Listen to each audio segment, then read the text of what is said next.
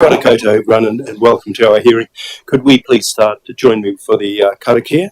Whakataka te hau ki te uru, whakataka te hau ki te tonga, kia mā kina ki uta, kia mā tara ki tai, e he aki ana te atakura, he tio, he hoka, he hauhu, te hei moriora.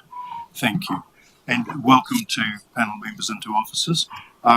If we could just, again, apologies, there are none. We have a full panel and we welcome you, Sam, on Zoom. Thank you very much for making sure you could be part of this. Very much appreciated. Public participation, Grayson. So we have two people have indicated that they wish to speak to the Waitarere Beach bylaw. That's Mr. Bruce Eccles and Mr. Richard Vedes. They don't appear to have arrived yet. And for the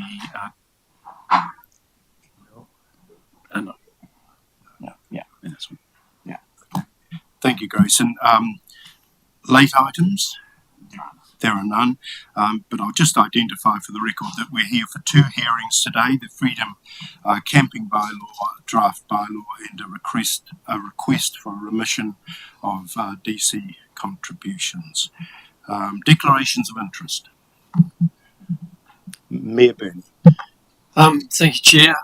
Just to say that I have considered whether or not I might have a perception of a conflict of interest in terms of the rugby union submission around relief on development contributions. My business was a supporter of the Horowhenua Kapiti Rugby Union for some years, but I've not been in that position for the last couple of years. So I don't believe I have any material conflict of interest in that space. Thank you. Thank you. That is noted. So we move now to our first hearing, which is the adoption of the Horowhenua Freedom Camping Bylaw. Could someone move 3.1, 2 and 3, please? Someone happy to move those? Thank you. Councillor Tamihana moves. Is there a seconder for that? Seconded by Mayor Burney. I'll put it. Those in favour, please say aye. Against, say no. It is carried. Just before I invite the reporting officer, Sean Hester, to the table, could I just outline the process that we'll follow? It's very much a stepped process, so that Mr. Hester, as a reporting officer, will come to the table and he will speak to his analysis of the submissions that we've received. And I think hopefully all members at the table have a copy of that analysis of the submissions. Looking for a nod. Councillor Tamihana, do you have a copy of the analysis of the submissions? Oh, you do. Great, thank you. So Mr. Hester will talk to that. The opportunity then to ask any questions for clarification of Mr. Hester. The second step will be the submitters. Hopefully they'll be able to be with us, in which case they will speak to their concerns and there will be the opportunity then to ask questions of them. We will then invite Mr. Hester back to the table and ask him, in light of the speakers to the submission, if there's any changes he would like to make to his recommendations, and then we move into the final stage, which is deliberations and the resolutions in terms of recommendations through to council. Are there any questions about that process? Appear not to be. Thank you. Mr. Hester, welcome.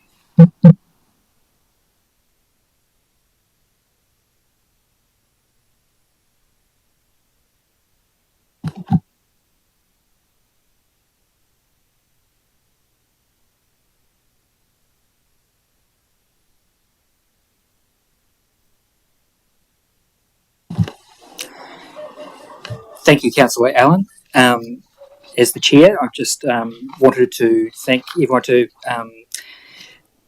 talk about the Freedom Camping Bylaw that we're putting through. The feedback that we've received closed yesterday at 4 p.m. The feedback was, the consultation period was out for 1 month for this Freedom Camping Bylaw. We put a draft up to Council on the 11th of October. And this is about following the process afterwards, about getting feedback from our residents and our iwi partners and stakeholders about this bylaw that we like to put in place. So I've given a summary of the submissions that have come in. So we received 67 submissions by 4 p.m. yesterday, with an extra 2 submissions that were received via email rather than the official form, but I've included these. 3 submitters asked to speak at this meeting today. I'm going to go through. I've summarised this consultation, but obviously there may be other questions from councillors and committee members in terms of what they have read in the individual submissions. But I will go through the key points here. So, the first point I've got there in this summary is about our iwi partner considerations. So, we've received some pretty strong feedback back from our iwi partners about this freedom camping, with the real concerns that were raised being an overall concern with, acknowledging the cultural considerations within the bylaw.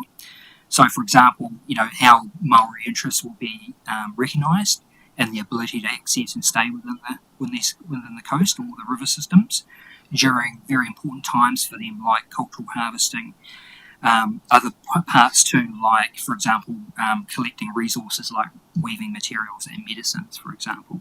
So that was a very big concern that was raised about this freedom camping bylaw and how we're putting structure in about how that will work in our district. So I think really this discussion there is really about whether in the freedom camping bylaw itself we provide a clause in there that can be added that will reference other acts, like, for example, the Treaty of Waitangi Fishery Claims Settlement Act, or the Treaty of Waitangi Deed of Settlement Act, and the fisheries regulations as well. So being a bit more explicit with those acts in the freedom camping bylaw itself. One thing I would say is that having had a look at other bylaws around the country, and there haven't been a lot of, with the new legislation changes in July 23, there haven't been a lot of bylaws that have gone through since then, and I do not believe that either the existing Freedom Camping Act 2011 or this new legislation, the Self-Contained Vehicles Act, deal with iwi considerations very well at all, if at all. So we are in new ground in that sense, that about how we deal with that, with this consideration in our bylaw.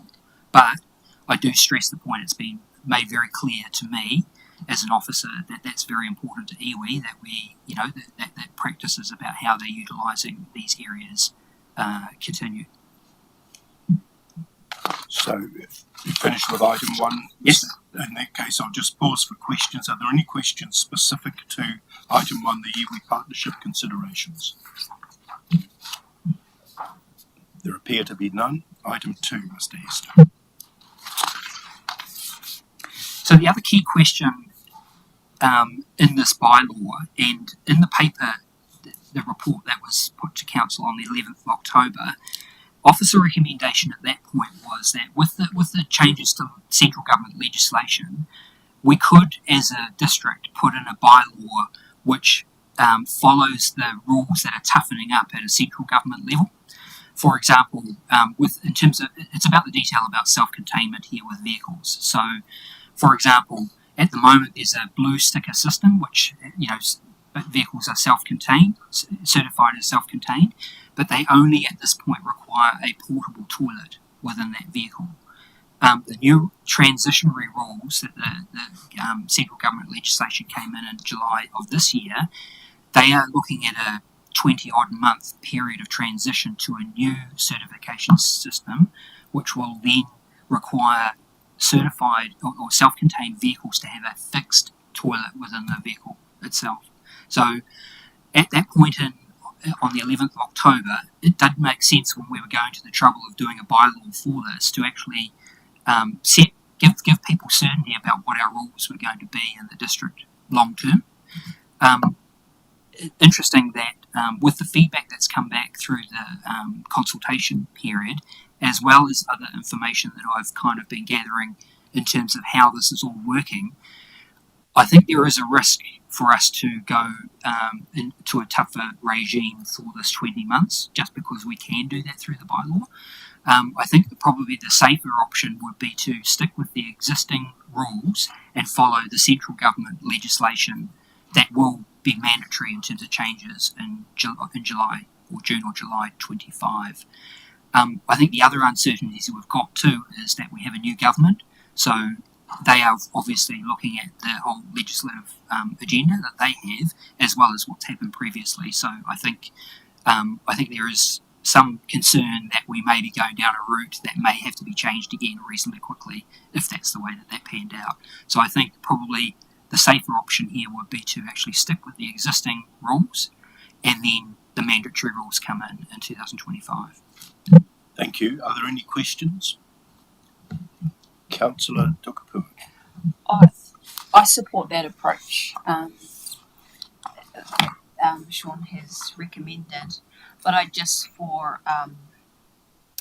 that whole new system that will come about, and even any system that we might introduce later, I just want to note one of the submissions from, I'll just say Waitarere Beach instead of naming the person, the colour coding, that idea or suggestion how you differentiate between those that have the appropriate toilet or not, and what most suits them in terms of a site, and like an easy identification for, I guess, those of our staff who go around, easily see, oh yep, they're in the right place, and move on.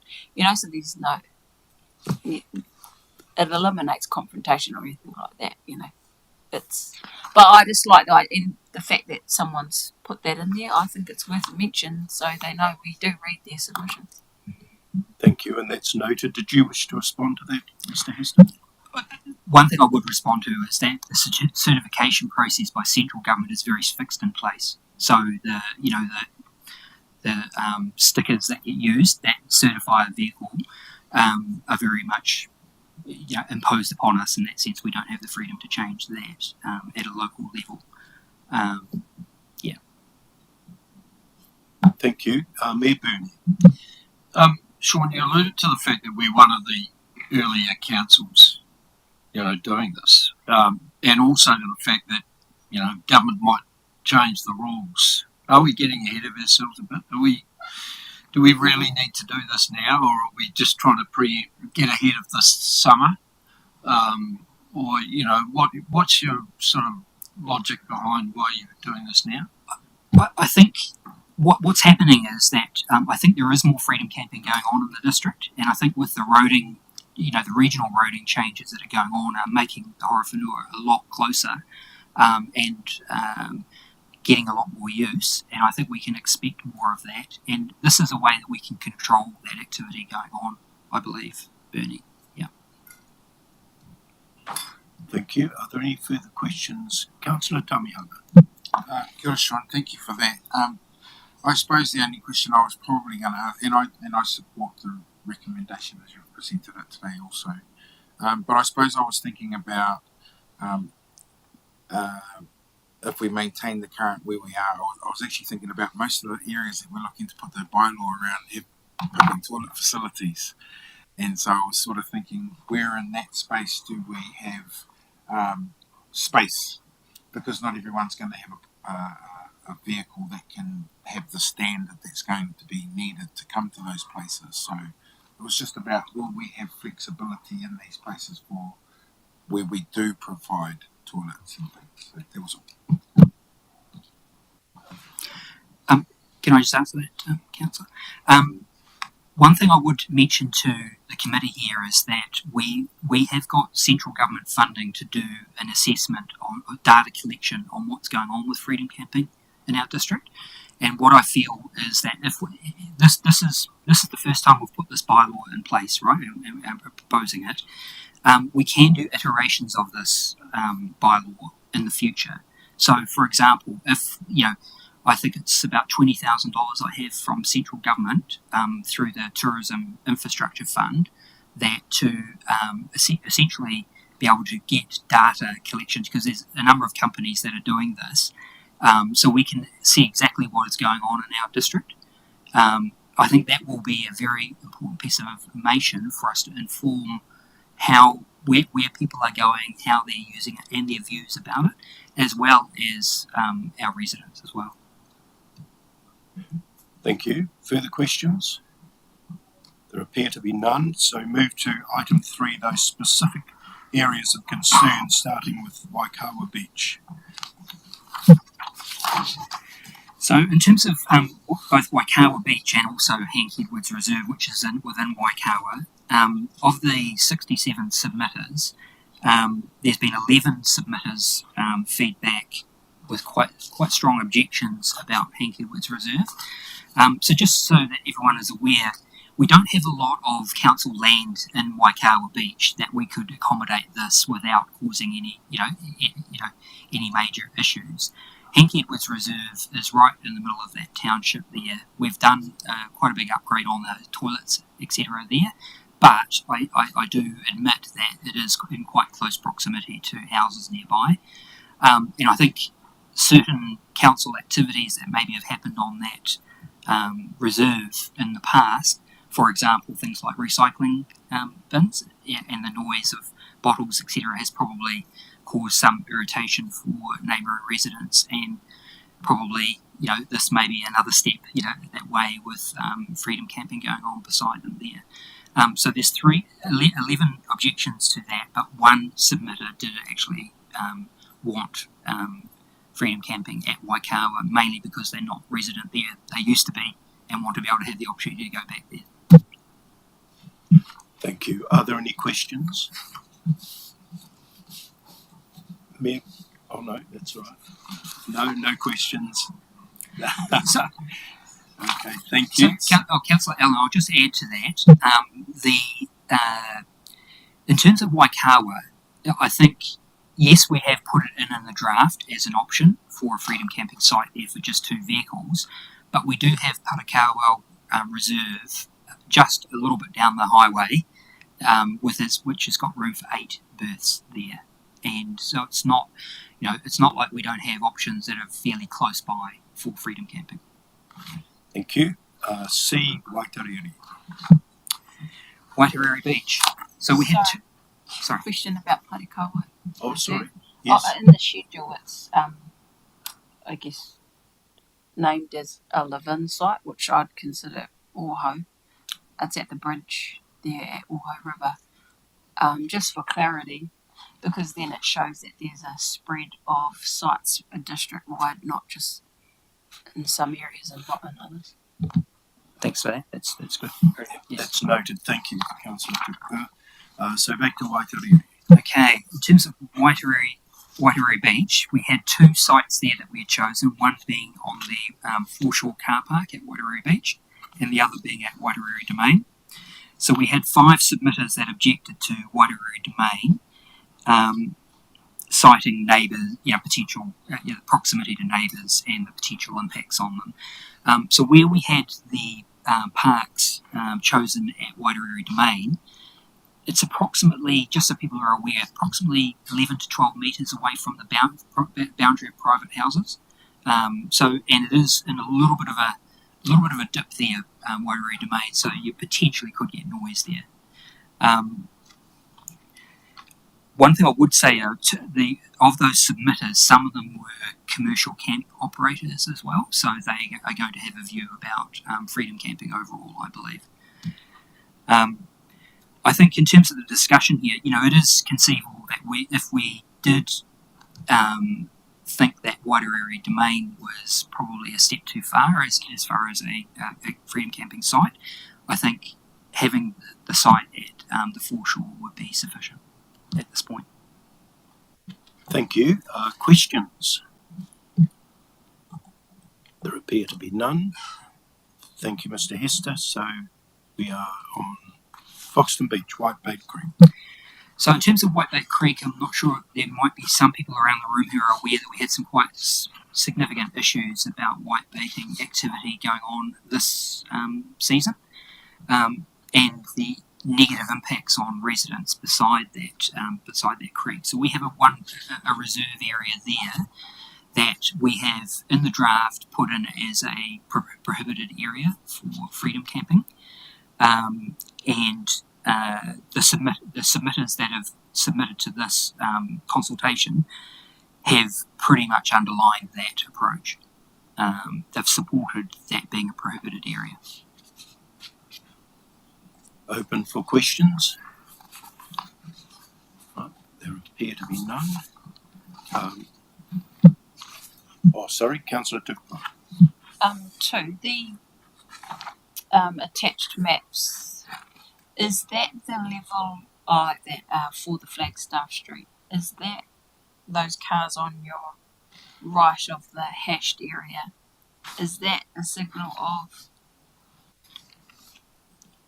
those, I guess, the level of use? Or just ignore that photo? The hatching there? Yeah. See Flagstaff Street? Yes. That hashed area which is prohibited. So that's the reserve area, correct? Yeah. And then can you see those quite a large number of cars on the street? Is that the activity that's being referred to by submitters, or is it just a random I think coincidence? the feedback from the submitters is in a general sense, that vicinity about that kind of activity and people camping there more long term. We have put there as a restricted area that reserve area, but what even I've been out on site there myself, to talk to these people in recent months, and all of those cars are parking on that reserve, right? They like to be right beside the river or the stream, of course, on their white boating. The signage that will obviously go in there to communicate the restricted area. Yes. Is, do you feel like that's going to be effective? And then I also think back to the first point you raised about customary fishing. I imagine Justin might know more, but might we get into some situations down? What's your feel like? Not that I'm going to. That's possible. One thing I would say about the reserve area is that we do have the ability, which is completely separate to the freedom camping, this bylaw, is to actually bollard that reserve off.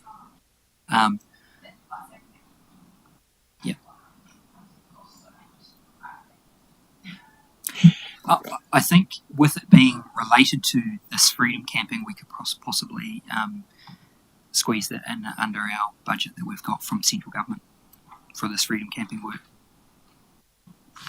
Kimberley Reserve.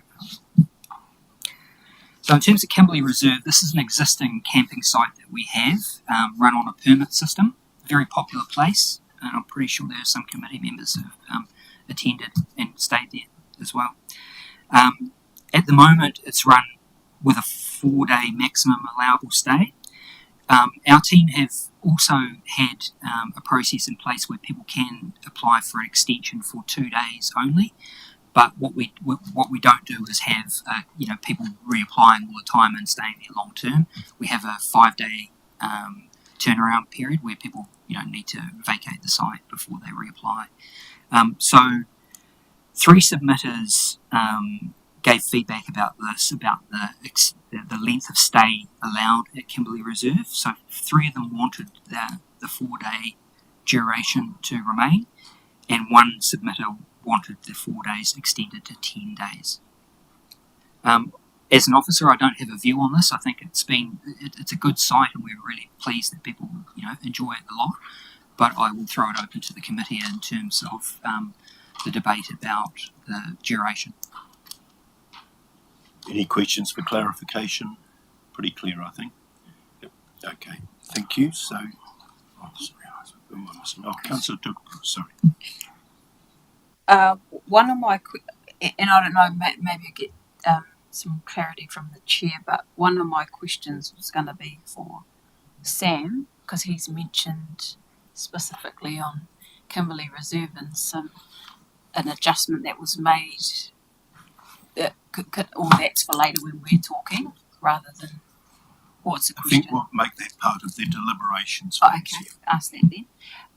The only other thing I asked of Sean earlier was around the 4+2 or a 4+4, because I don't think I wouldn't go to 10, and I just wanted to test like how is that workable? Is it like what do we generally get, and that whole, it's a permit system for that place. And yeah, I was, maybe you'd like to give the answers he gave me, but No, let's all hear the answer.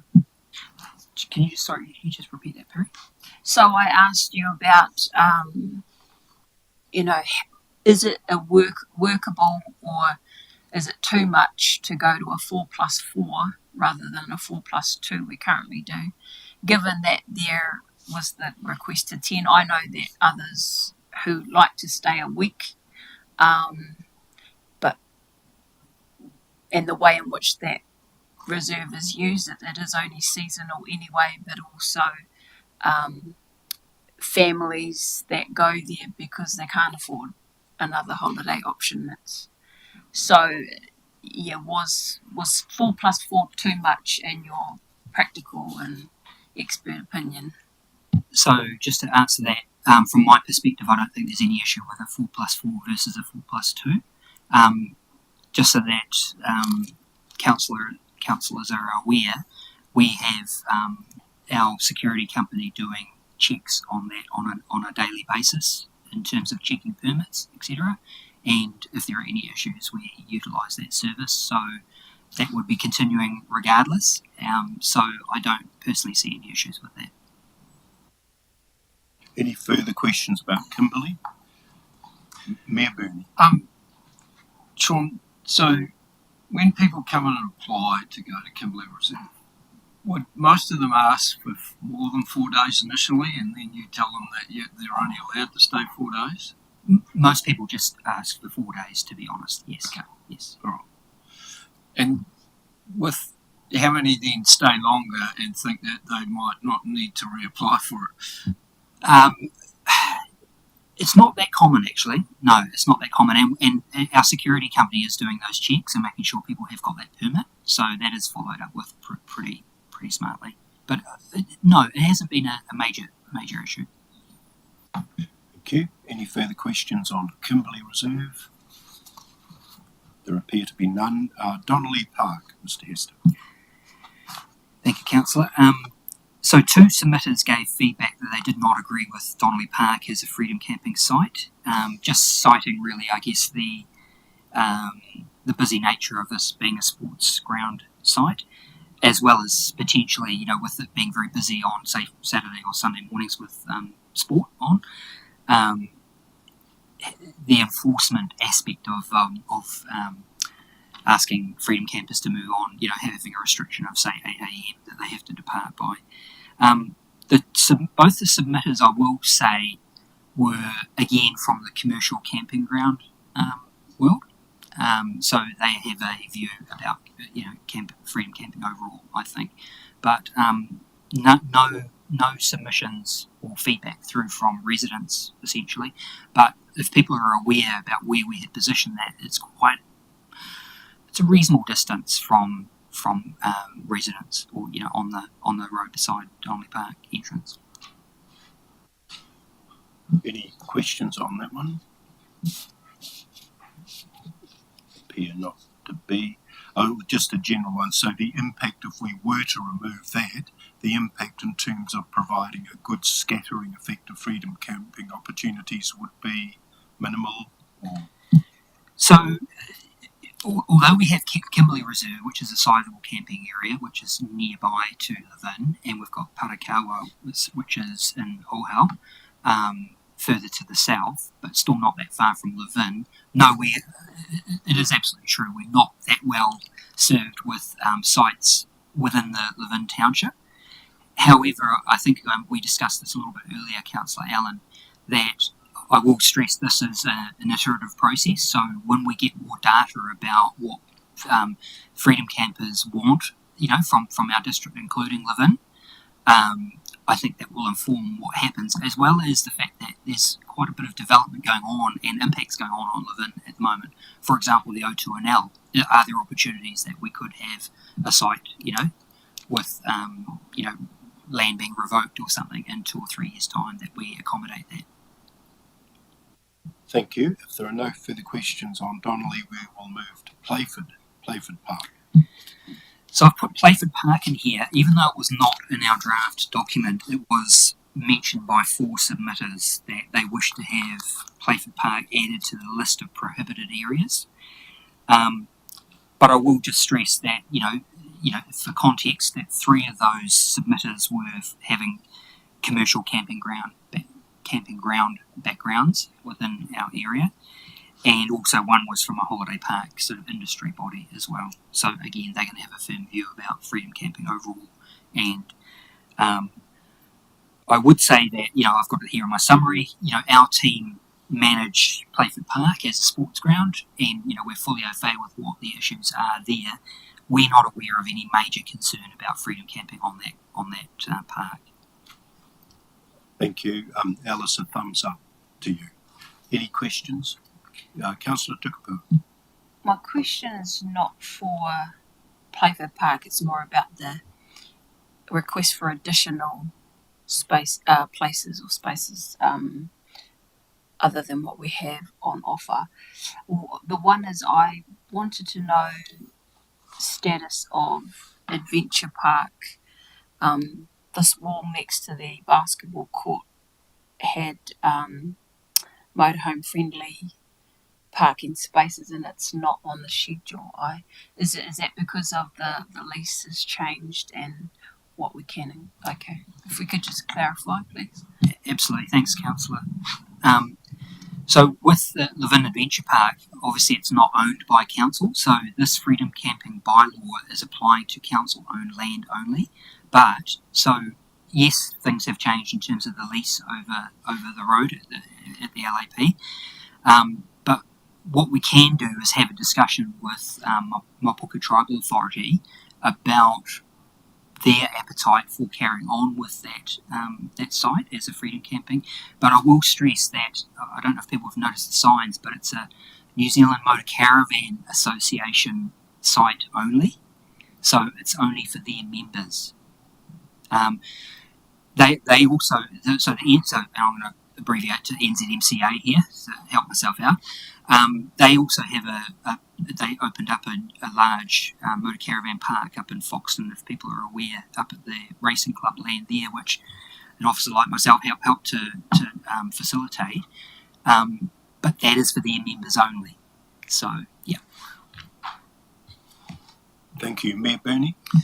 Sean, are you aware of other areas in town that people are using as maybe overnight stay places? And I'm thinking specifically of the car park at the other end of the adventure park and places like that, which are reasonably accessible and probably quite convenient for a lot of people. And are there other places around that you think they might be staying? I think we have had a little bit of an issue at Western Park of late.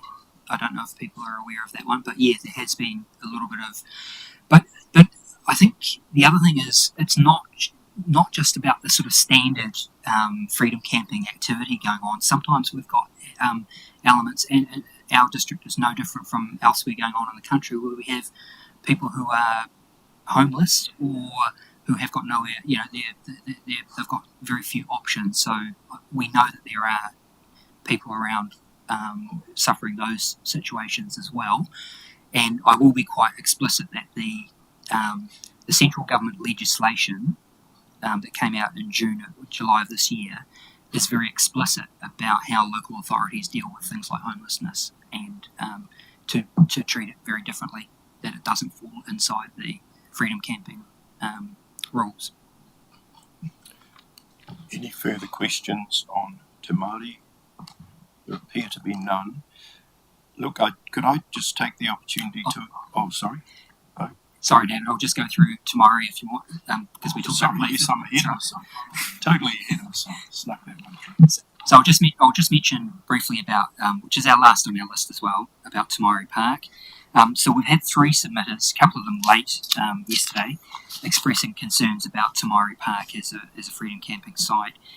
But really, the concerns were about, in a general sense, about freedom camping issues in a broader sense. About people misusing the park, and like going to the toilet where they shouldn't be, etc.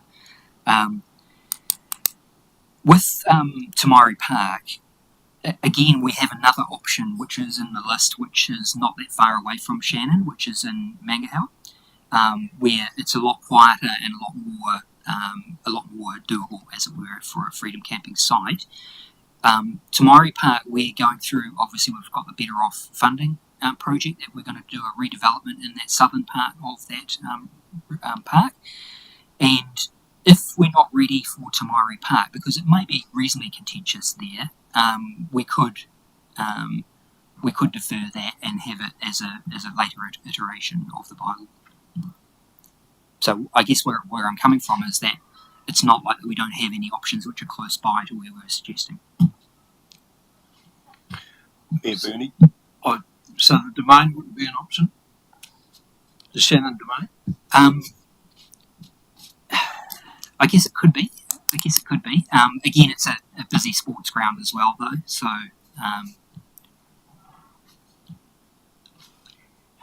I think we have another park as well in Shannon, which is Moynihan Park, which I think that community or that progressive association has been. I think they may have submitted to the long-term plan a couple of times about potentially Moynihan Park having a motor caravan park on there, but it's part of the largest discussions that we're all having about core property, and I think Moynihan Park is in that discussion. Councillor Tami? Thank you.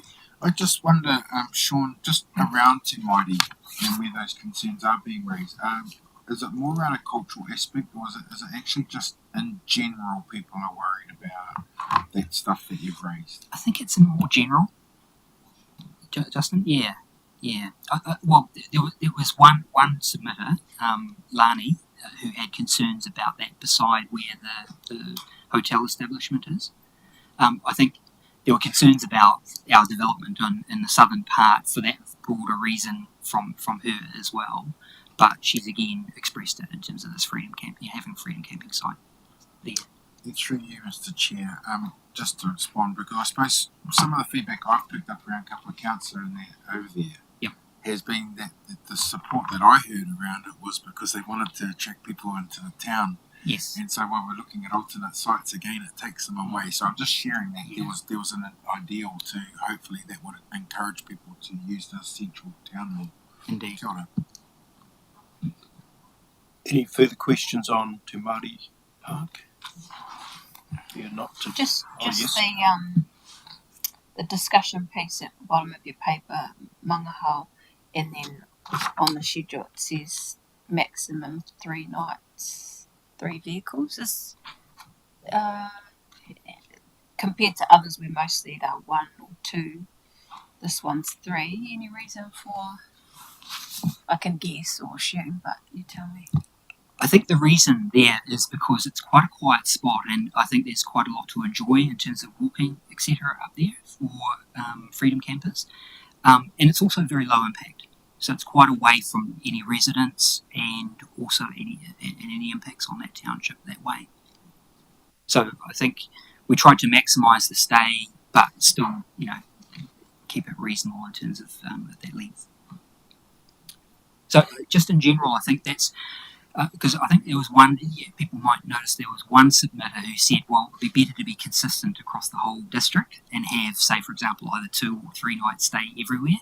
But everywhere, what we're having to do here is try and preempt problems as well, but particularly when we're cementing this in place, until any amendments at least, that we want to try and get it right and try and preempt any problems. So that's why some places are more suitable to just have 1 night versus 3. But I think that's a site that could easily accommodate 3 nights. So, look, are there any matters raised by submissions that have not been covered already in the analysis provided by Mr. Hester? So there are quite a few other submissions that don't fall naturally under those 7 headings. Councillor Tukupa. One that I wondered, was it lost or was it intentional? The Foxton River Loop Park is in the agenda part of the bylaw, but then on the maps and other schedule, it's not there. All you said is, but it's one night. The name has changed. You call it Riverside Cultural Park. Okay, Yes, it's Te Ao Riverside Cultural Park. Yes. same place. Yes, and it's one. Okay. I've put one night there because we are closer to residents there. Yeah. So, Right. yeah. Got you. Councillor, Mayor Burney. Sean, you referred earlier to the growth that's happening and probably the amount of, we're going to be a bigger attraction in terms of this sort of thing happening. I just wonder, for me, it's not so much about the number of nights, it's about the number of spaces that we've got allocated in different places. And it seems quite low to me in some respects, especially in that, December to end of February sort of key summer period. I just wondered, is it space that restricts us in terms of maybe allocating 2 or 3 more spots, or what's your reasoning? Yeah, we had to make a start, and I've had to, make a judgment call about the places that we've chosen and how many spaces are in it.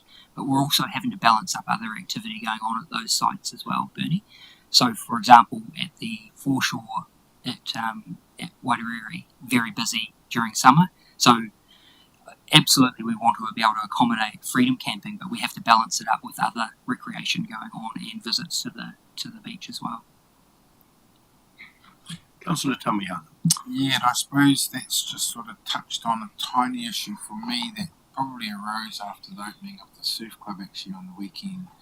And just a couple, I'll be honest, Wayne and them have raised an issue with me around the traditional practice of harvesting eels at tuna heke time.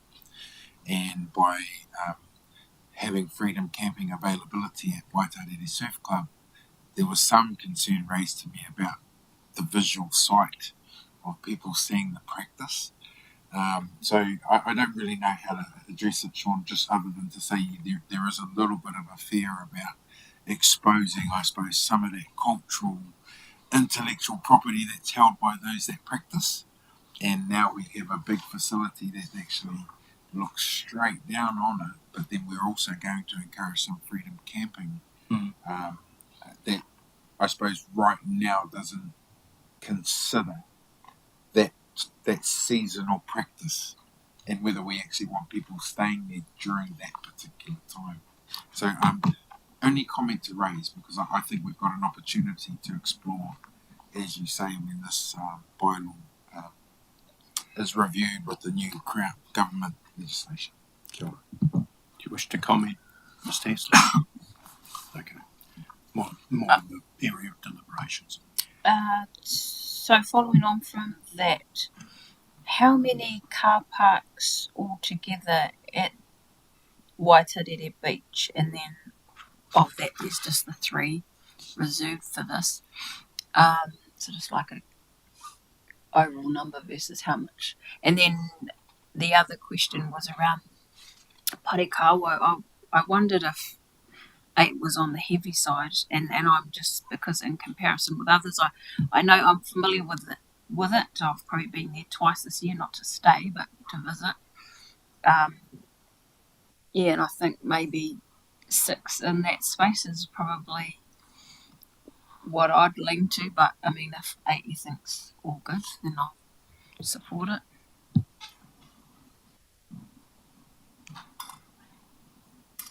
All right. Any further questions? We're now looking at across all the submissions. Any further questions around any of the submissions not already covered? Or does Brent have the answer to how many car parks overall at Waitariri Beach? Oh, so it's 6 overall if we did both sites. So Waitariri Domain and Waitariri. No. How it's a new car park with a new toilet. How many car parks in there, and only 3 are reserved for this activity? Sorry, through Mr. Chair, I don't have that information offhand, but I can try and get that and circulate that as soon as I can. Thank you. Any further questions? Councillor Jennings, all okay at your end? Yep, thank you. All right, well, I think we thank you, Mr. Hester, for Very good coverage of the issues. Very much appreciated.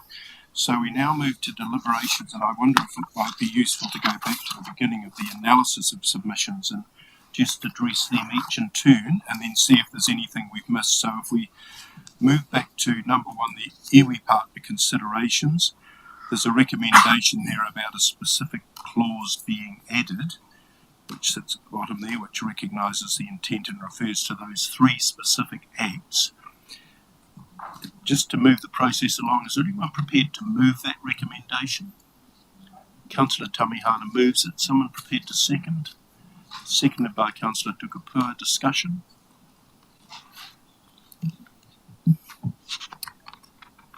Councillor Tukapua. And any other act?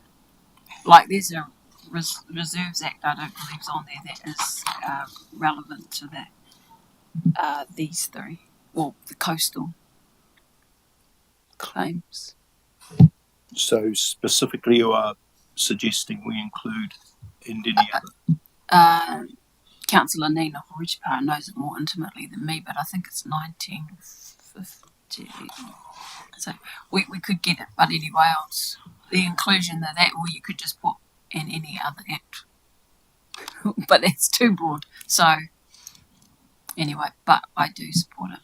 My suggestion at this stage is that we're specific in what we do, noting we can amend. To point to Mr. Hester, we can amend later if we wish to add these subsequent alterations. Thank you. Further discussion, Mayor Boone.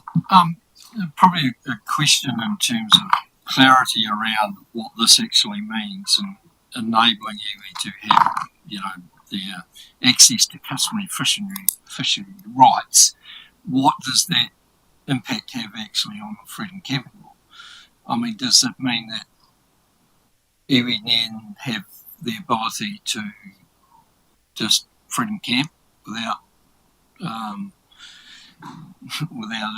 a permit, or as long as they wish? That it's not sort of clear to me the actual practice of how that would work. I think we'll come to Councillor Tamihana. Right, And can maybe I- Mr. Hester might want to. Happy to give some clarification. So, no, it doesn't give them the right or the access to immediately be able to camp in freedom camping zones. What this does is it gives them the ability to, I just had the right wording then and it just ran straight out of my brain. Hold on, just bear with me for a second.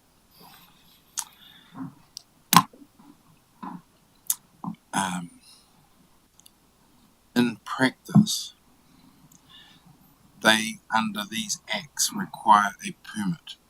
So it's a permitted activity, and a permit must stipulate what it is that they're going to do and the time frame in which they must conduct it. Okay. And so all we're doing is noting that that we recognise those acts, but those acts have their own tools that they have to apply by. Yeah, so if that helps, that's what it does. It doesn't give them just an open-ended ticket to stay and do what they like. It's actually a permitted activity. It has time frames and everything embedded in it.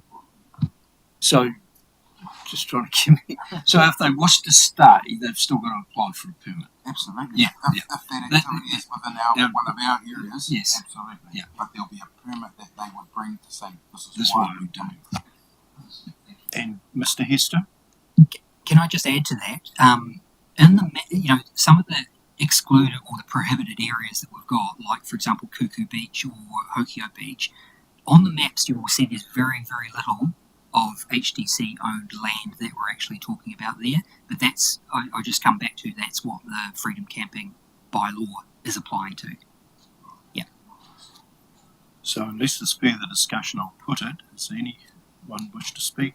Appears not to be. I'm going to put that then. This will form part of our amendments. Those in favour, please say aye. Against, say no. That is carried. Thank you, Sam. Got yours too.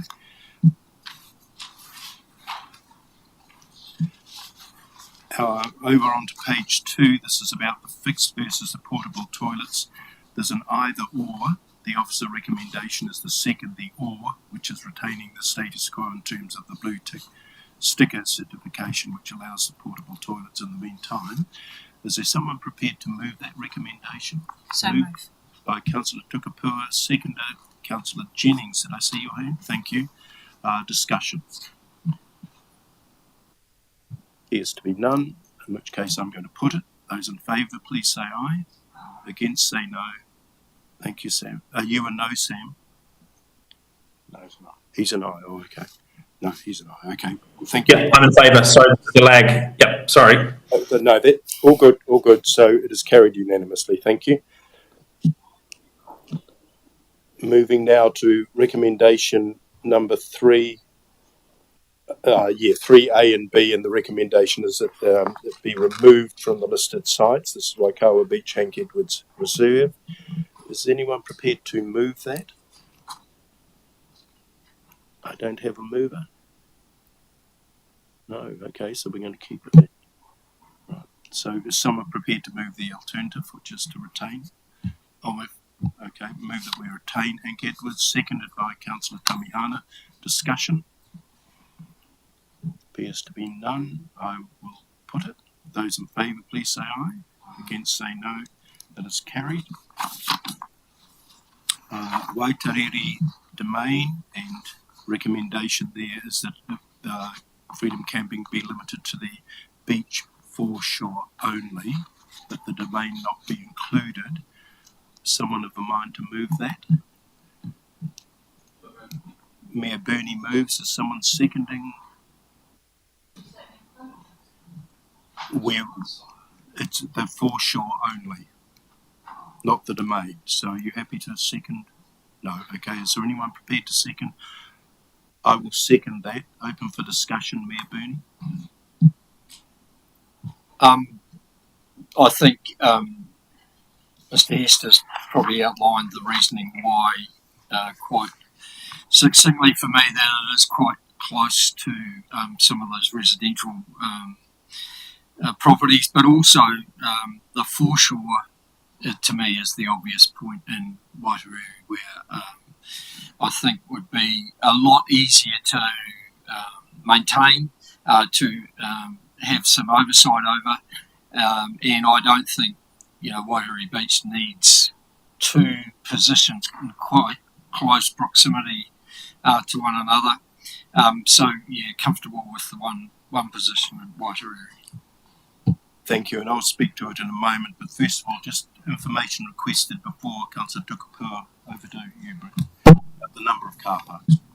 Yeah, thank you, Deputy Mayor Allen. I've just had a quick count up on the proposed plan, and there's 32 car parks plus 2 accessible car parks in that foreshore development at Waitarere.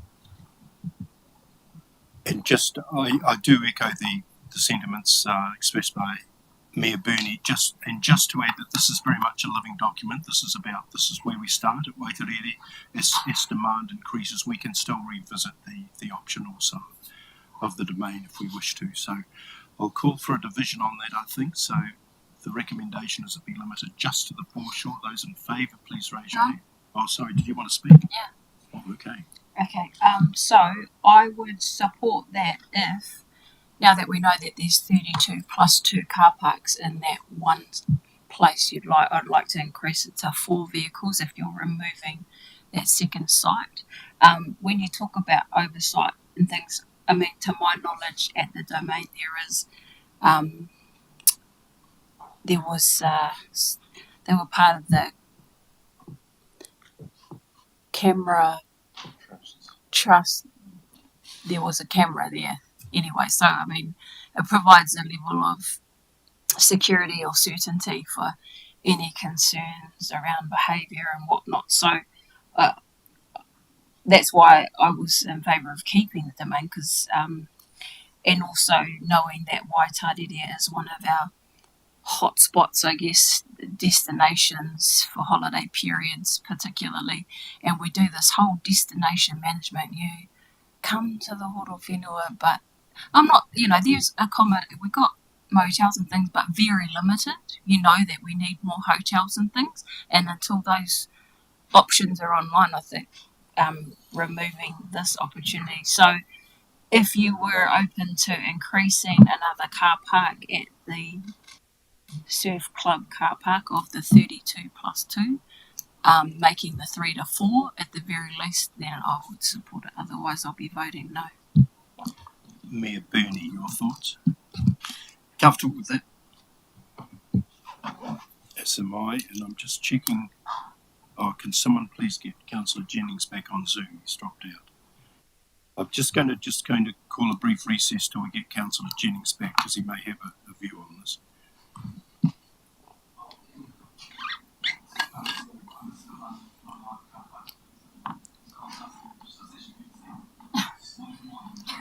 Oh, well, then we're going to 5.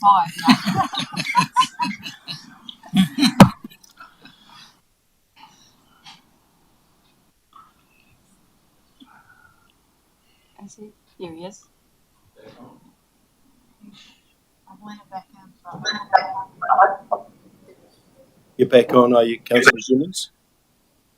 I am. Apologies for that. For some reason, it just froze up. Sorry. I've come back in on a separate thing. No problem at all. So just to bring you up to date, the proposal at the moment is that we limit the activities just to the Waitarere Beach foreshore. It hasn't been passed, just recommended, but that there be 4 car parks rather than the proposed 3. That's moved by Mayor Burney. I'm happy to second that, taking in the advice too from Councillor Tukapua to increase the number. So, Councillor Jennings, did you wish to express a view on that? Happy. Yeah, look, just in support. Thank you. Thank you. Any further discussion? Councillor Tamihana. Yeah, kia ora. Look, I have to say I resonate with the other option. The reason is because the West Coast can be a particularly nasty environment a lot of the time. And I think that the domain actually offers an alternate safe location that takes you out of extreme weather. And so that's where I'm at right now. I know we've got a further opportunity in the future to reconsider this, but I still would consider that we would look to keep both currently as my preferred. Thank you. And we have all now spoken to the motion. Right reply, Mayor Burney? No, comfortable where we sit. Okay, look, I will call for a division. So those in favour of Mayor Burney's recommendation, could you please raise your hands? 1, 2. Oh, you're not in favour now. This is the 4. Oh, yeah. Okay. No, so it's 1, 2, and 3. Yep.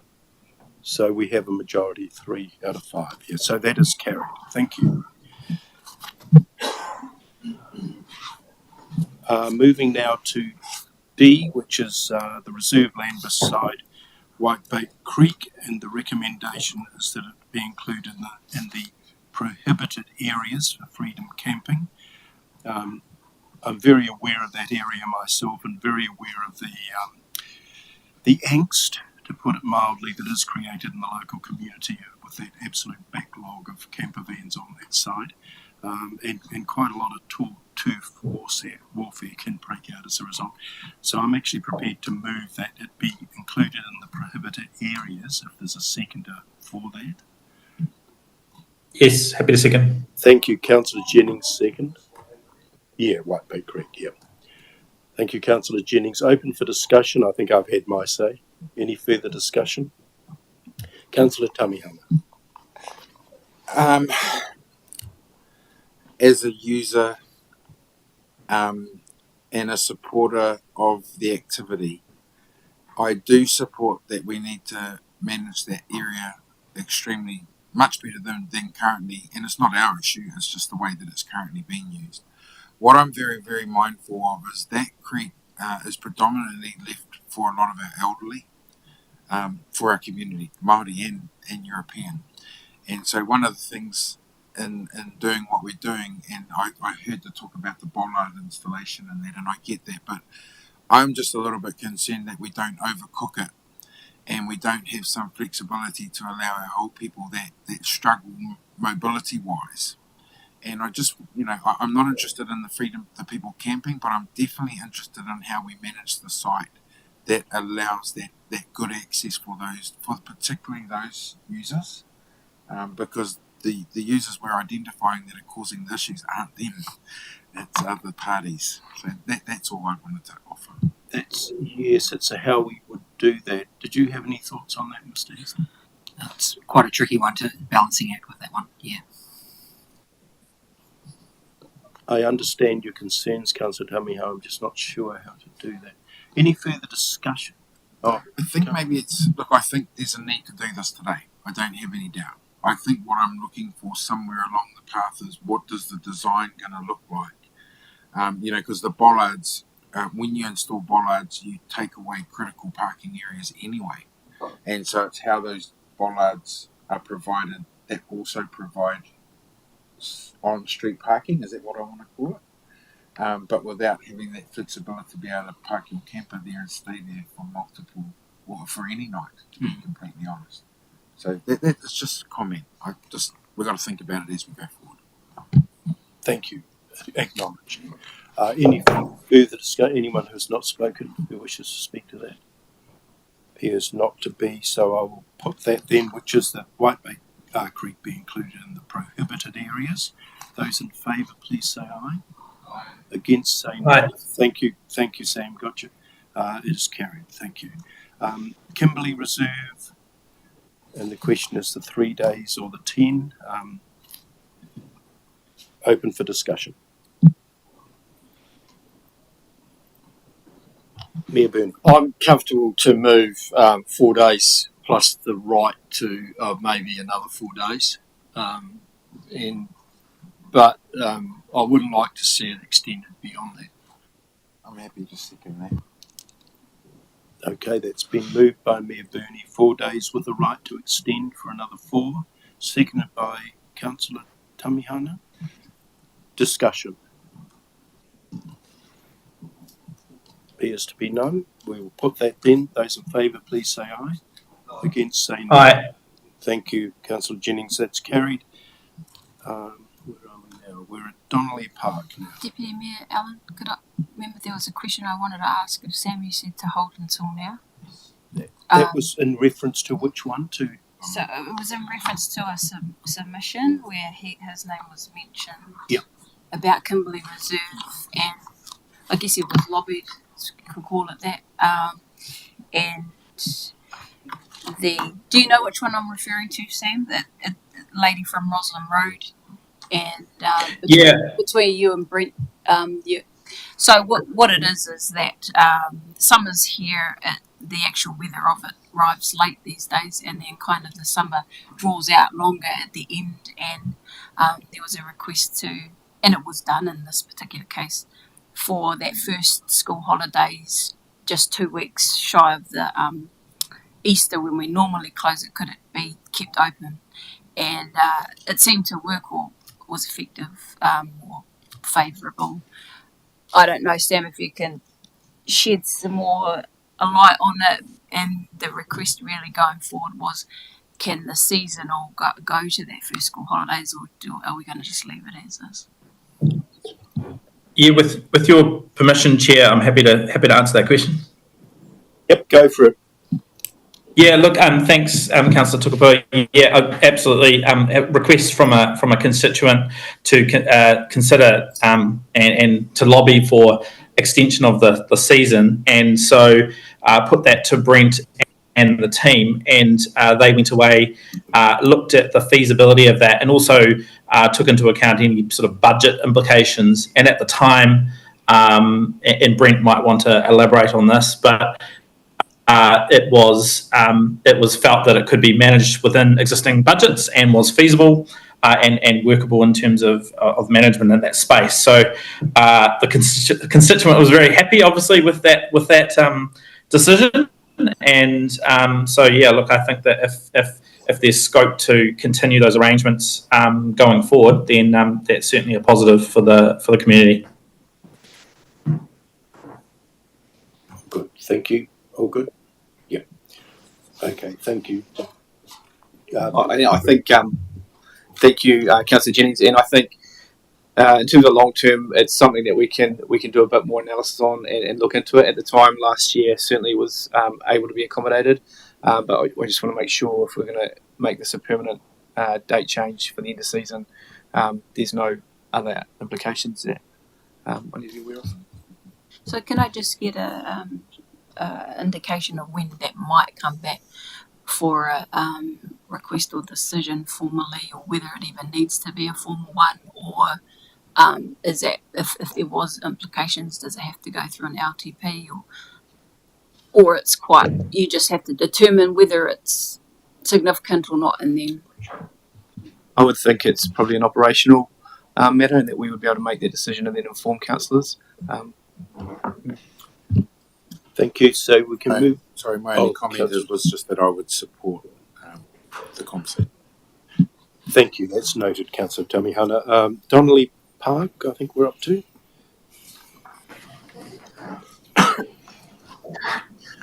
So, in the hands of the Mayor Burney. Happy to move the existing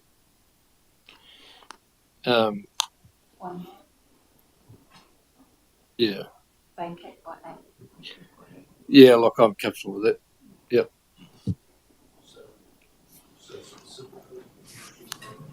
Moving that the existing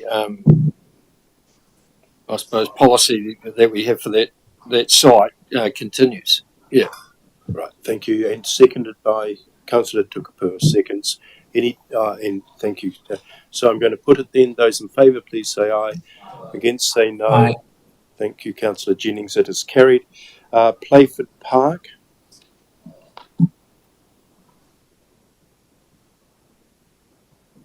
Someone prepared to move the Parks and Property are quite happy with the situation. You're moving, Councillor Tamihana, as it sits within the draft bylaw, seconded by someone. So, just for clarity, sorry, this is a request that Playford Park be added to the list of prohibited areas. Sorry, added to the list. Yeah. So, Yeah. it's not part of the policy. You're right. You're absolutely right. Thank you. So, and is there a seconder for the corrected recommendation? Councillor Tukapua seconds. Discussion. I'll put it. Those in favour, please say aye. Against, say no. That is carried. Te Maire Park.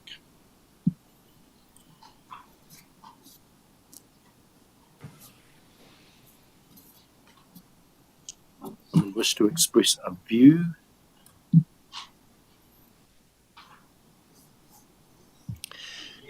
Happy to support the existing policy at Te Maire Park. Which does allow for freedom camping. Yes. Is there a seconder for that? Councillor Tummy. Yeah, happy. Oh, thank you. Councillor Jennings seconds. Telling he got on the record book here. Any discussion? obviously there was a few concerned about the same issue. That's toilet. There's a high level of visibility through that reserve or that area, and I think that what we talked about earlier around should we, go to another park, but actually the point was that Councillor Tamihana pointed out was about getting that central space or that commercial area a little bit more business or actively. So for that reason, I think we should just stay there and look after a year. We can see how it's gone and adjust accordingly. But if that concern isn't realised, then we should just give it a go. Any further discussion? Appears to be none. I'm going to put it. Those in favour, please say aye. Against, say no. Aye. And that is carried. Are there any other matters not dealt with already that the Hearings Committee would like to address by way of our final resolution, which will capture our recommendation through the Council? Councillor Tukapua. Yeah, just with the new car park at Waitarere, I wondered, given that there's so many, and I support it on the basis that you increase the park, given that there's quite a number. The only reason why I changed my mind because I thought about that whole westerly and the conditions of the place, and so I wondered now that the decision's moved, the position of those 4 car parks are in a more of a sheltered area rather than exposed. So where you do those parking lines, will indicate the 4 that they're in that semi-sheltered And I'm position. seeing a nodding of Mr. Hester's head. So where this is being, proposed on that car park is so the toilets are going to be seaward of that. So it's going to be on the town side of that car park as you come into the entrance. And obviously I've had to work in with the project team to accommodate, the 3 parks, and that was 3 at the time, and now 4. So that is just noted. So thank you. Anything further that the Hearings Committee wishes to add to the recommendation to Council? There appears to be nothing. So in that case, could I take you back to... Record correctly. Yeah, sure. Oh, very good point. Yep. So we'll just get Grayson to read through the motions that we've carried, or the amendments we've carried so far, just to cross-check that they've been captured. Okay, so the first one I've got is that Hank Edwards Park be included as a Freedom Camp area. That at Waitarere, the proposal is limited to the Waitarere Beach foreshore and increases the number of car parks to 4.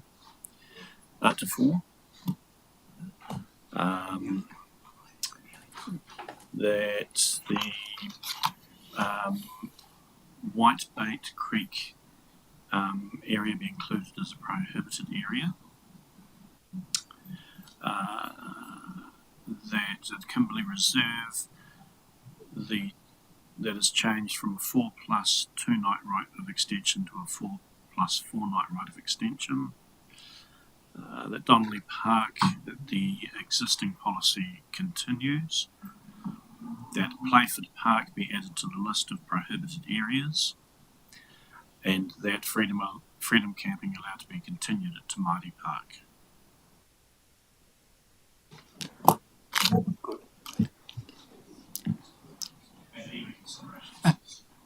Grayson, can I just add there? I think in terms of Playford Park, it's not included in the draft bylaw.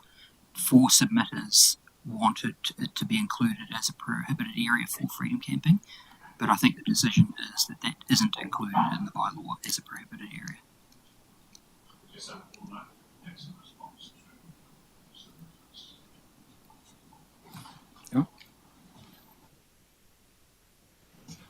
Any other matters of concern, Mr. Hester? Appear to be none.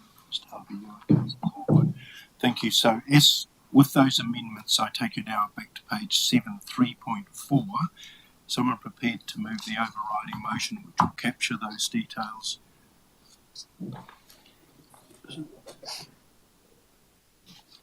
The Hearings Committee, having considered the submissions, recommend Council adopt the Horowhenua Freedom Camping Bylaw 2023 as amended. And then include those list of things. Yep, Councillor Tukapua is nodding. Someone prepared to second that? Thank you, Mayor Burney.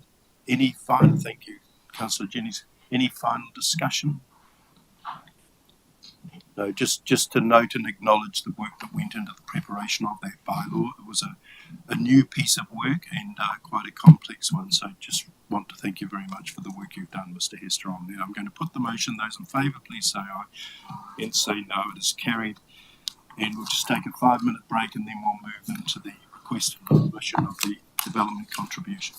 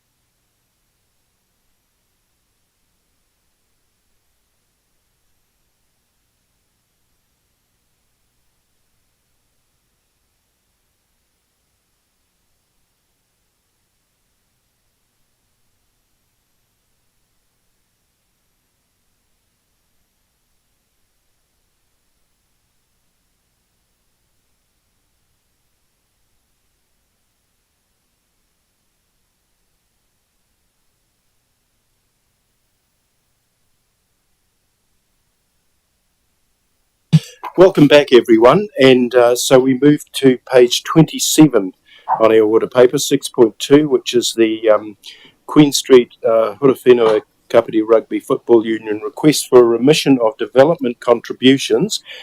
And the procedure will follow the same predictability, which we'll invite Lisa in a moment as the planner to present her report. Questions for Lisa, and then I think Corey wishes to speak to the application. Opportunity for questions of Corey, and then Lisa, we might bring you back again just to see if you wish to add anything by way of advice before we deliberate. So could I just go through the procedural points, 2.1, 2.2, which is about receipt and recognising it's not significant. Someone prepared to move. Thank you, Councillor Tamihana. Move. Seconder, please. Mayor Burney. Those in favour, please say aye. Against, say no. That is carried. Lisa, welcome. Thank you, Councillor Allen.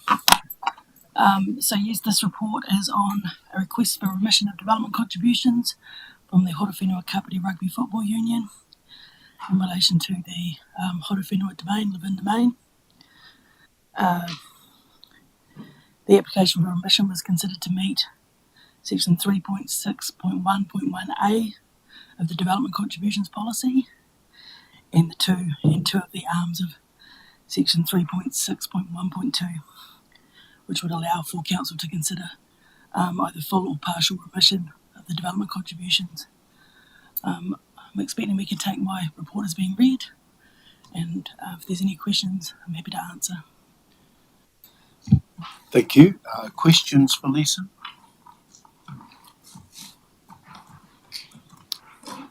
Mayor Burney. I suppose this might be Lisa or David might be able to clarify this for me. My thinking around development contributions, that it was only for new additions to the infrastructure requirement.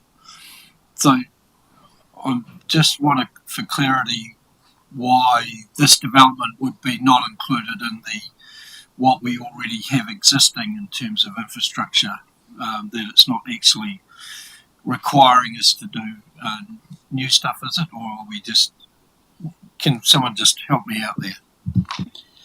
As a new building, it is classed as creating additional demand on the infrastructure. That's where yes. So it's not specifically requiring new infrastructure to be provided to the site, but it is creating additional demand for the current capacity of our infrastructure systems. Thank you. Further questions? There appear to be none. Thank you, Lisa. We'll just invite Corey now to come to the table.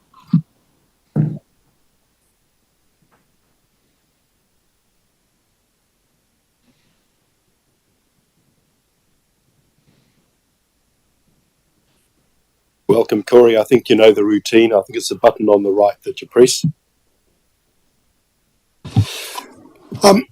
Sorry. Question. I'll just explain why. Oh, yes. Just identification from the Mayor about his part in this process. Corey, look, you will be aware of my situation in terms of being a business owner that supported the rugby union over the last number of years. But I have made it known to the committee that that has not been the case for the last couple of years.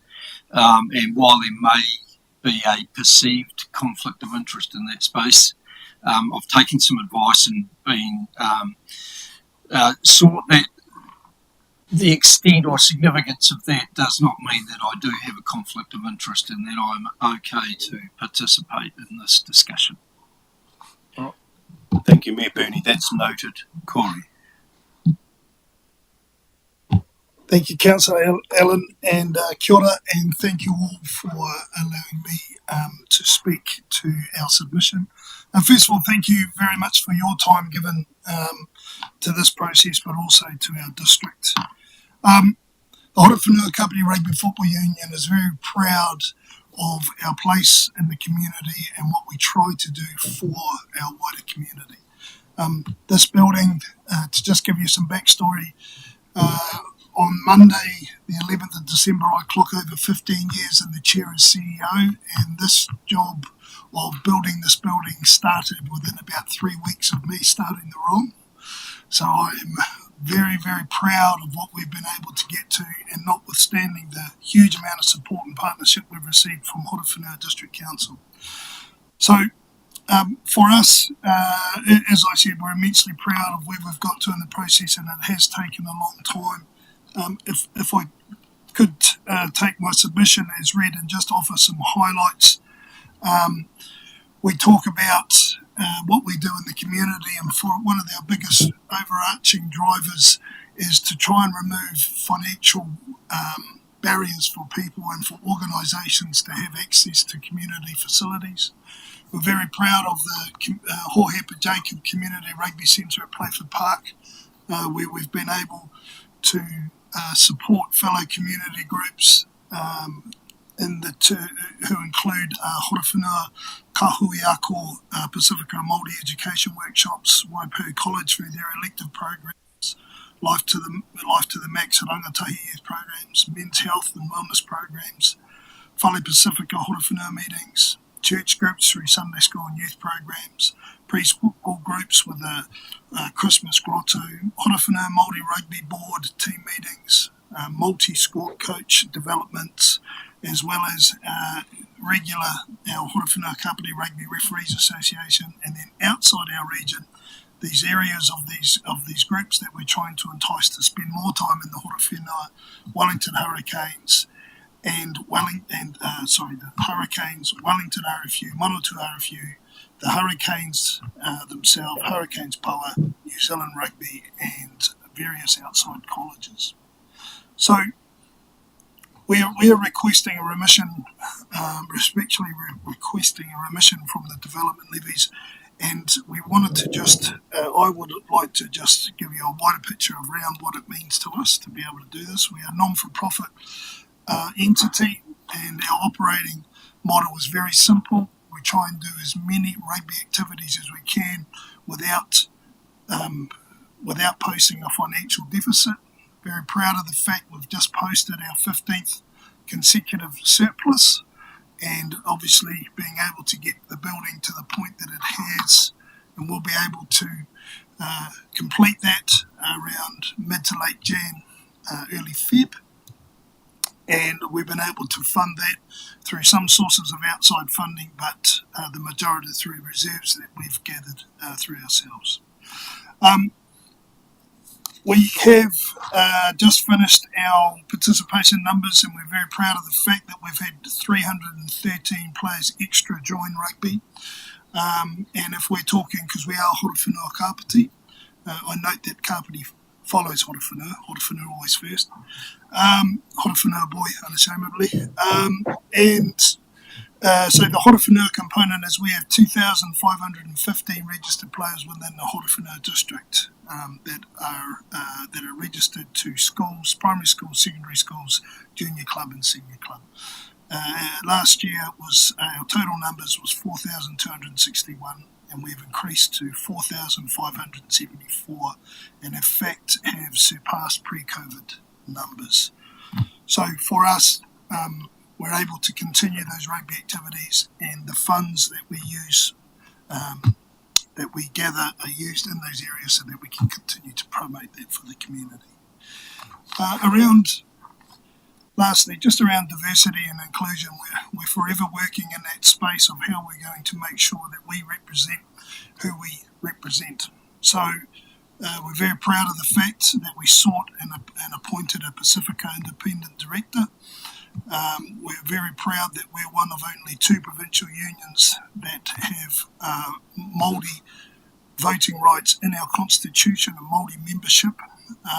We are very strong in our push for female competition initiatives, and have just secured another Hurricanes Power match for April the 6th of next year. And 75% of our women that competed in the Horowhenua Club competition recently were all totally homegrown. So we're very proud of that angle, where we're going, and any help that we can get to redirect funding towards to keep those initiatives going would be greatly appreciated. Once again, just want to thank you for your time and very much appreciate it. Thank you. Thank you, Corey. Questions, councillors? Mayor Burney? Corey, can you just explain the use of the building and how it will be, on a daily basis, sort of support what you're doing? So if you have the grandstand behind you on the left-hand side or on the western end, will be the HKRFU offices for approximately half of the space, and then on the right-hand side of the eastern end will be the HKRFU club rooms. So for the first time in our 130-year history, we are going to have our own space. So we've had rented accommodation since our inception. We had a while where we were utilising a room up the top of the grandstand. So great to be able to do that. So the community space, that's the clubroom side, the offices will be used by the administration team. There's myself and 5 other employees, so 6 full-time staff will be using that space. Thank you. Further questions?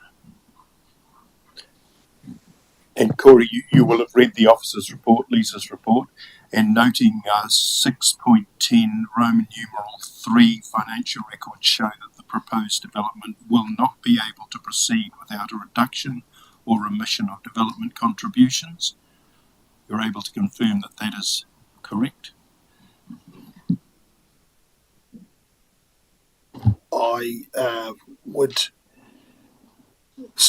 had not read that part. I think it would be able to continue, being honest and genuine, but I think it would be extremely helpful to help it continue if we had the remission. Thank you for that clarification. Any further questions? Okay. Hey, thank you, Corey, very much, and really appreciate the background too that you gave to it.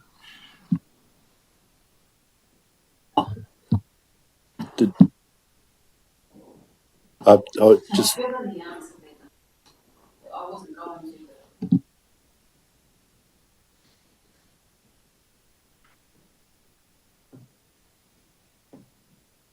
This discussion, is this for discussion later?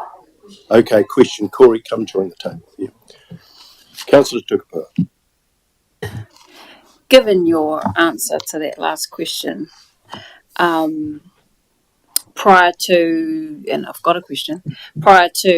introducing or reintroducing the DCs, we had what we called a financial contribution, and that it also included a voluntary system where developers they could opt into paying something, and it wasn't necessarily specified. So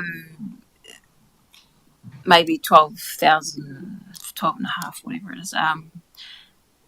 If it was less than quarter, is that still favourable or of that amount?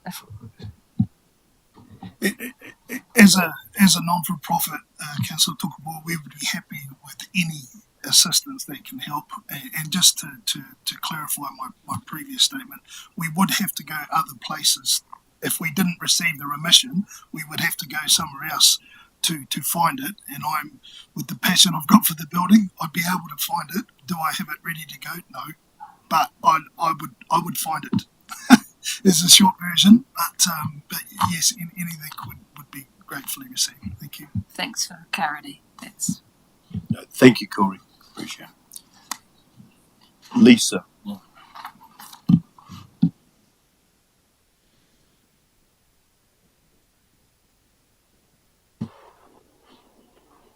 Welcome back, Lisa. Is there anything you wish to add, having heard Corey's submission? Yes, if I could just, through you, Councillor Allen, just to clarify. So the development contributions policy, if the requirements of 3.6.1.1 are met, one of those being that there's a significant community benefit, we then go to 3.6.1.2, which requires that either council No, it requires council to have other sources of funding, which would be lendings in this case, and one of those 3 points to be met, not all. So it's an and, the first one and one of the other three. So it doesn't require all three of those second lot of points to be met, just to make that clarification. Any final questions for Lisa? Councillors? Appear to be none. Thank you, Lisa. Appreciate that. So if I take you back now to page 27, we have some options there, 3 alternatives. Is someone prepared to move one of those options? Councillor Jennings.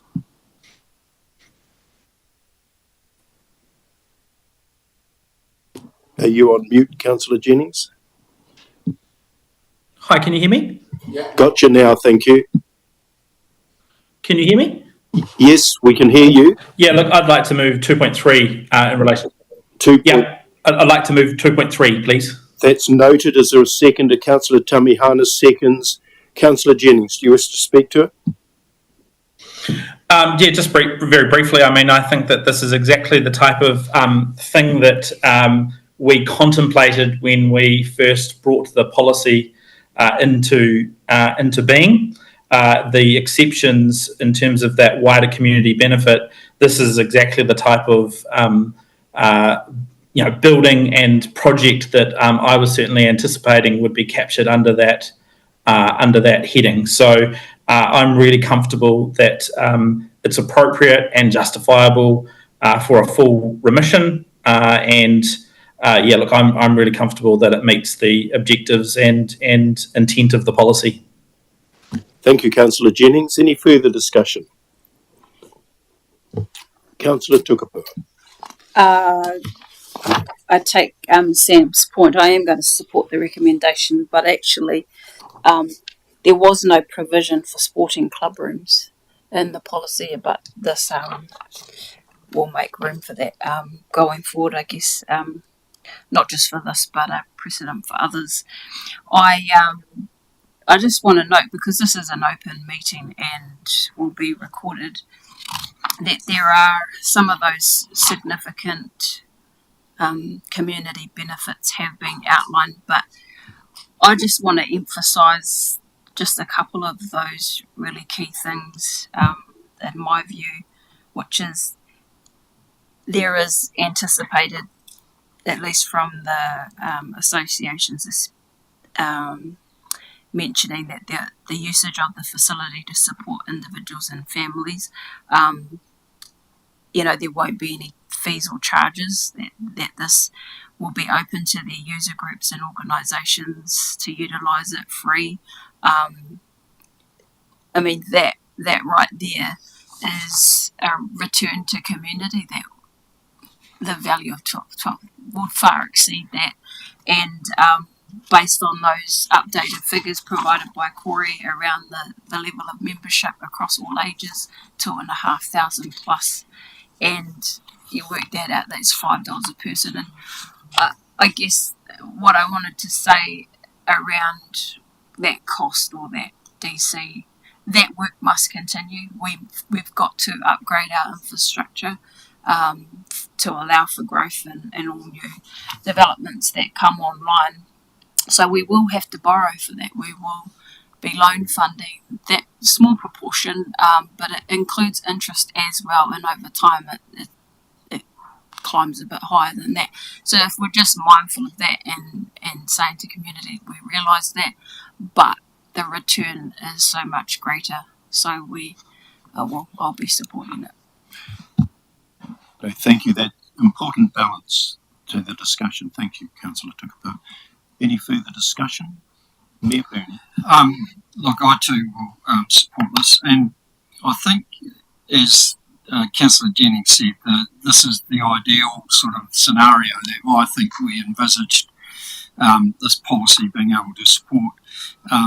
The fact that Corey admits that while the project would still have been able to progress, I'm sure it would have impacted a number of programs and other things that the rugby union do that would not have been able to progress. And if that supports the health and well-being of our community in terms of the provision of those services and the inclusiveness of those services, then I think this is a great trade-off in terms of being able to continue that sort of work as against what it is, as Councillor Tukapua said, it's still money that we have to find from the ratepayer to do that. But I would think that there would be wide support within the community for us to be able to continue to do this.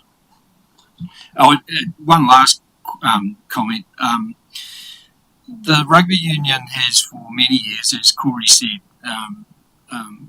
have a very prudent financial system, and I don't think it should be unrecognised that it is one of the very few rugby unions in this country which has been able to maintain a profit throughout that time, and I think that speaks volumes for the way that they manage and support the community as still being able to do that. Thank you, Mayor Burney. There appears to be no further discussion. Councillor Jennings, right in reply?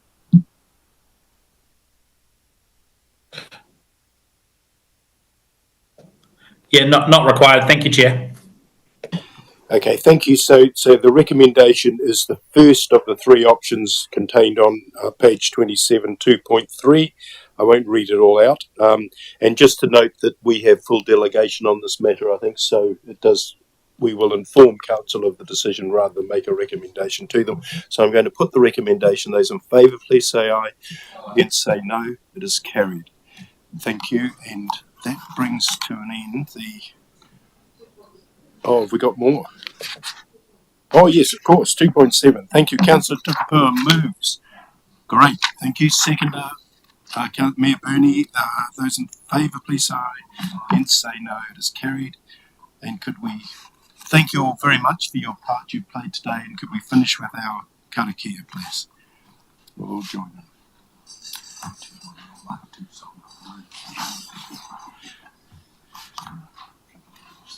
We'll put it on the screen, yeah.